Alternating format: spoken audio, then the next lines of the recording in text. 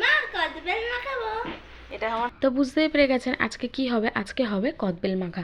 তার জন্য কদবেলটা হচ্ছে প্রথমে এই রকমভাবে হচ্ছে কদবেলের বের করে নিতে হবে একটা চামচের সাহায্যে, দিয়ে তারপর তার মধ্যে লবণ দিয়ে ভালো করে আগে হাতের সাহায্যে মেখে নিতে হবে।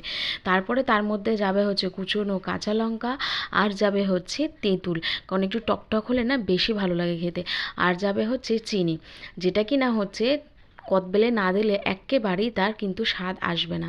আর দিলাম হচ্ছে লেবুর পাতা, এটা ছিল গন্ধরাজ লেবুর পাতা, তো এই পাতা তো দিতেই হবে।